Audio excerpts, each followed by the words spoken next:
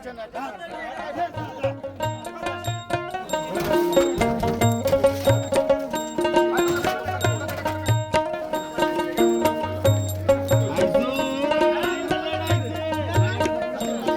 আলাইকুম, সবাইকে স্বাগত জানাচ্ছি চাঁদপুরের লালপুর থেকে।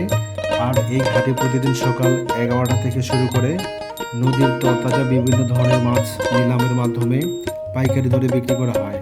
আর এখানে যে কেউ এসে নিলামে অংশগ্রহণ করে মাছ কিনতে পারেন। তো চলুন তাহলে দেখে আসা যাক আজকে কীরকম দরদামে মাছগুলোর নিলাম হচ্ছে। সবাইকে স্বাগত জানাচ্ছি চাঁদপুরের লালপুর থেকে।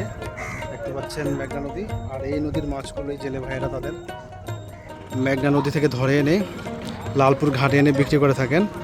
আর এই বাজারটি প্রতিদিন সকাল 11টায় শুরু হয়।